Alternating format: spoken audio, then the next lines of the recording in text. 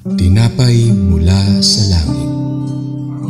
A daily morning devotion with CRC family.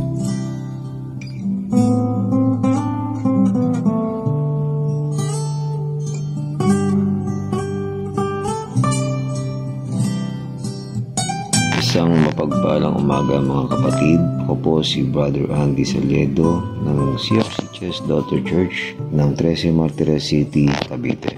Samahan niyo po kami sa ating programang Tinapay mula sa Langit, ang pang-araw-araw nating debosyon sa salita ng Diyos. Ngayong umaga po ay matutunghayan natin ang salita ng Diyos mula sa Joshua chapter 1 verse 1. Ngunit bago po tayo magpatuloy, tayo'y dumako sa maikling panalangin. Ama namin sa langit, mapangyarihan sa lahat, hari ng mga hari, maraming salamat po sa buhay ng pinagkaloob nyo sa amin. Bigyan nyo po kami ng wisdom at knowledge at kalakasan, naway may sa puso ng bawat isa at may sa buhay ang inyong salita. Ito po ay dalangin namin sa pangalan ni Jesus. Amen. Magandang umaga po. Ang title po ng ating tatalakayin is After the Passing of Moses. God speaks to Joshua. Joshua chapter 1 verse 1. After the death of Moses, the servant of the Lord said to Joshua son of Nun, Moises 8. Ang salita ng Diyos mula sa Joshua chapter 1 verse 1 ay tungkol po sa pagpapatuloy ng plano ng Diyos. Kahit matapos ang buhay ng isang leader, si Moses, sa kabila ng kanyang pagkamatay, hindi natigil ang layunin ng Diyos para sa Israel. Sa halip, itinuloy ito sa pamamagitan ni Joshua, ang bagong leader na pinili ng Diyos.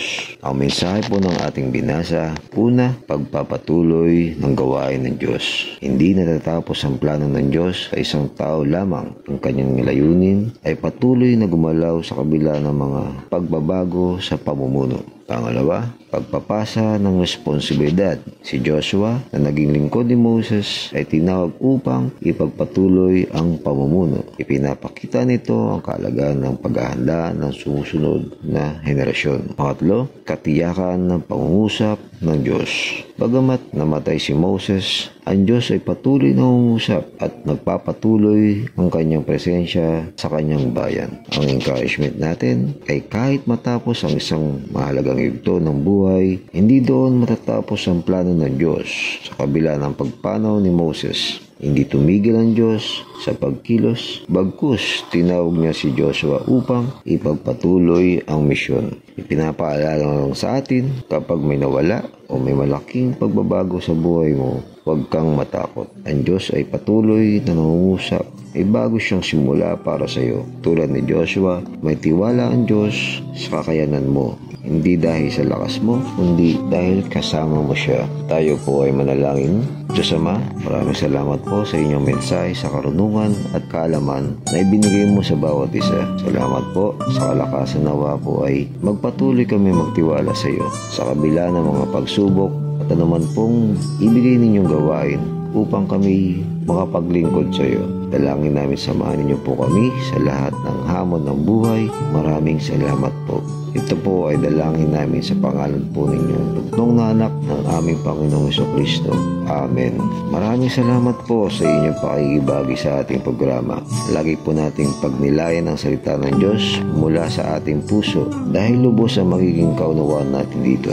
Muli po ninyo kaming kasamahan bukas sa pagninilay ng kanyang mga salita dito sa programang Tinapay mula sa Langit. Malaya po ninyong share ang video na ito upang kayo rin ay maging pagpapala sa iba. Pagpalain po tayong lahat ng ating Panginoon. Magandang umaga.